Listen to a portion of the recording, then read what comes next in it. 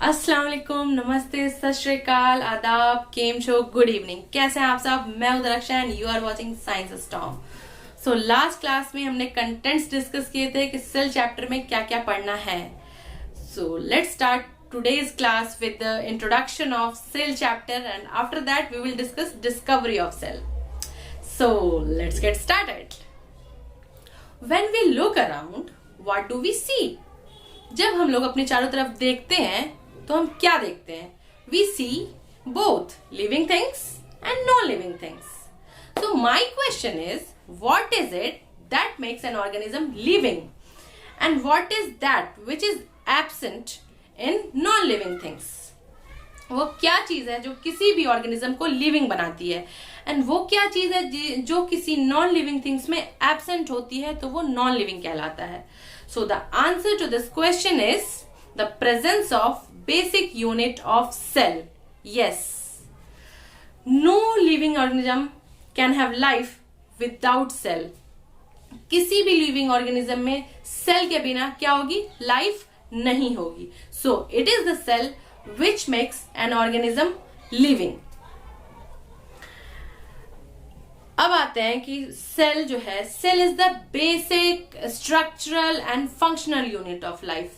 इसकी मीनिंग को समझते हैं तीनों को, बेसिक, स्ट्रक्चरल एंड फंक्शनल. तो इसे हम लोग बेसिक यूनिट क्यों बोलते हैं? एक unit. You can compare cell with the brick. Brick का यूज हम लोग करते हैं बिल्डिंग को कंस्ट्रक्ट करने के लिए. जैसे कि एक यूनिट से, एक small unit which you can not see by your naked आई.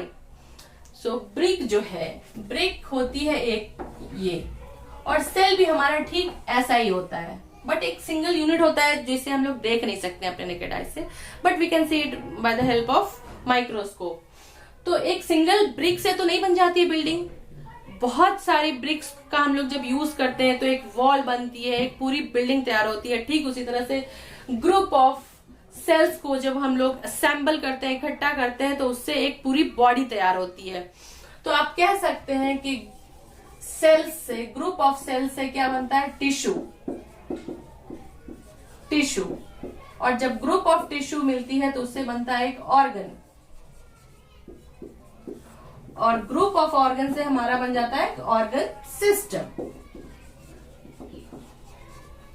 तो अब हम कह सकते हैं कि cell is the building block of the organism. Cell is the building block of the organism. अब जब ये सेल डिफरेंट, हमारी बॉडी में जो है बहुत सारे टाइप्स के सेल होंगे, तो ये सेल्स जो हैं जब इकट्ठा होते हैं तो टिश्यू बनती है. तो टिश्यू क्या है? टिश्यू हमारा ब्लड क्या है? एक टिश्यू है. ब्लड का क्या काम है? ऑक्सीजन को हमारी बॉडी में फ्लो कराना.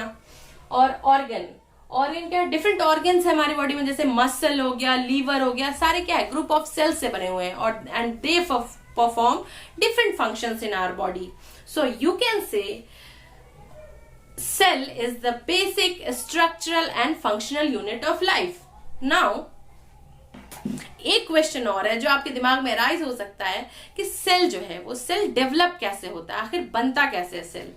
तो cell always develops from its pre existing cell. Cell जो है अपने हमेशा प्री एग्जिस्टिंग सेल से ही डेवलप हो जाता है. जैसे कि आप कहीं जा रहे हैं या आप खेल रहे हैं, आप कोई काम कर रहे हैं, आप गिर गए.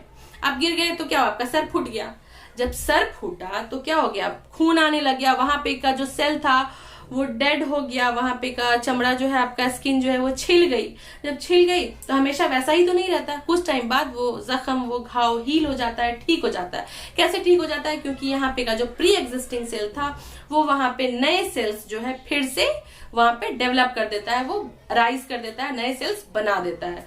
सो a new cell always develops by its pre existing cell. Hope cell is clear. Cell जो है वो क्लियर है आप लोगों को. अब हम लोग चलते हैं डिस्कवरी ऑफ सेल पे. जो सेल की डिस्कवरी है, ये डिस्कवरी इसकी की थी हमारे रॉबर्ट हुक साहब ने, जो कि एक मैथमेटिशियन थे और फिजिस्ट भी थे. तो 1665 में रॉबर्ट हुक ने क्या किया? एक जो है माइक्रोस्कोप डिजाइन किया. रॉबर्ट हुक साहब ने 1665 में सेल की डिस्कवरी की. इन्होंने क्या किया कि a thin slice of cork लिया इन्होंने. कॉर्क. अब ये कॉर्क क्या है? कॉर्क जो है, cork is a piece which we obtain from bark of a tree.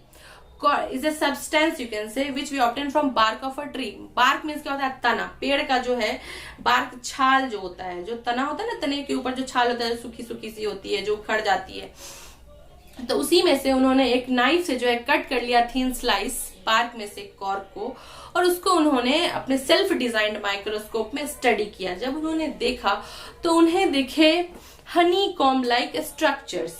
Honey com like structures means मधुमक्खी के छत्ते जैसा है ना, मधुमक्खी का छत्ता आप लोगों ने देखा ही होगा। तो मधुमक्खी का जो छत्ता होता है कैसा होता है? उसमें स्मॉल स्मॉल रूम्स बने होते हैं, इसी तरह के स्मॉल स्मॉल रूम्स, इसी तरह के। उन्होंने देखा कि स्मॉल स्मॉल जो है कंपार्टमेंट्स बने हुए हैं, और ये कंपार्टमेंट्स जो है एक दूसरे को सेपरेट कर रहे हैं एक सेल वॉल से। ठीक है, ये क्या है? एक वॉल से सेपरेट कर रहे हैं एक दूसरे को। उन्होंने देखा तो इसी कंपार्टमेंट को उन्होंने नाम दिया सेल का, सेल्यूला। सेल्यूला, इस सेल्यूला का जो मीनिंग होता है, उस सेल्यूला का मीनिंग होता है little room. Okay, little room ये लैटिन वर्ड से आया है, लैटिन वर्ड से, जिसका मतलब होता है सेल का मतलब होता है लिटिल रूम। ये आप किसी भी बुक में देख लेंगे, लिटिल रूम इसका मतलब होता है, तो उन्होंने इसका नाम दे दिया लिटिल रूम। पर उनका जो है माइक्रोस्कोप उतना ज्यादा डेवलप्ड नहीं था, इसलिए वो और कुछ ज्यादा पता लगा नहीं पाए। उन्होंने बस ये देख लिया कि ये जो है एक हनी कॉम लाइक स्ट्रक्चर है, और जिसमें कंपार्टमेंट्स बने हुए हैं, छोटे छोटे छोटे छोटे रूम बने हुए हैं, और इन्हीं रूम्स को उन्होंने नाम दे दिया सेल, जिसको आज हम लोग पढ़ रहे हैं। So hope you like the video. If you like the video, please hit the like button and share the video, and don't forget to subscribe. So स्वस्थ रहिए, मस्त रहिए, घर पे रहिए और बाहर बिल्कुल भी मत निकलिए। Thank you.